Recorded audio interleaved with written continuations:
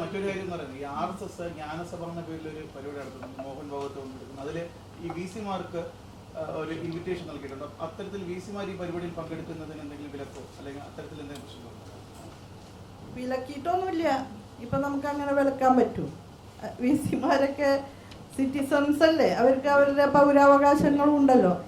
അങ്ങനെ വിലക്കാനൊന്നും പറ്റില്ല. പക്ഷേ വളരെ സങ്കുചിതമായിട്ടുള്ള വളരെ കാലഹരണപ്പെട്ട ആശയ പരിസരം സർവകലാശാലകളിൽ സൃഷ്ടിക്കാനുള്ള ശ്രമമുണ്ടായാൽ അത് ചെറുക്കപ്പെടും. മറ്റന്നാളാണ് ഗവർണർ തിരിച്ചത്.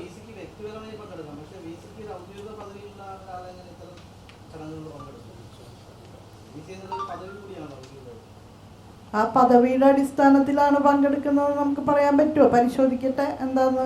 ഈ വക കാര്യങ്ങളെ സംബന്ധിച്ചുള്ള ഡീറ്റെയിൽസ് നമ്മളെ കൈവശമില്ലല്ലോ. ഇപ്പോൾ എന്താണ് അവിടെ നടക്കുന്നത്, ഏത് കപ്പാസിറ്റിയിലാണ് അവരവിടെ പങ്കെടുക്കുന്നത് എന്നൊക്കെ ഉള്ളത് നമ്മൾ പരിശോധിച്ചിട്ട് പറയാം. പക്ഷേ ഈ മൊത്തം വിഷയങ്ങൾ നിലനിൽക്കുന്ന ഘട്ടത്തിൽ ഗവർണറുമായ ഒരു സമ്മേളനത്തിലേക്ക് പോകാൻ നേരിട്ട് കാണാൻ ഉദ്ദേശിക്കുന്നുണ്ടോ ഗവർണറെ? ഇപ്പോൾ കണ്ടിട്ടില്ല.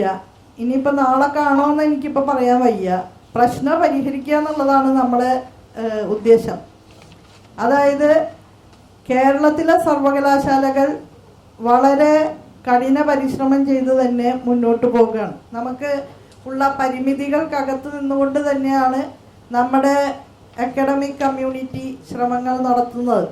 ഇപ്പം ഈ 4 വർഷക്കാലം നമ്മൾ മുന്നോട്ട് വെച്ച എല്ലാ കാര്യങ്ങളും വളരെ ആത്മാർത്ഥതയോടുകൂടി തന്നെ സർവകലാശാല കമ്മ്യൂണിറ്റിയും കോളേജുകളും ഏറ്റെടുത്തിട്ടുണ്ട്.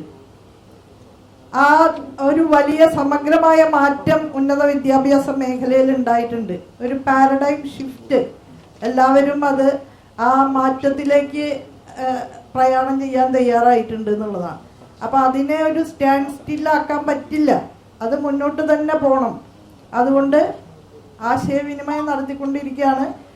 ഉള്ള പ്രശ്നങ്ങളെ കൂടുതൽ വഷളാവാത്ത നിലയിൽ നമുക്ക് കൈകാര്യം ചെയ്യാനാണ് ശ്രമം നടത്തുന്നത്.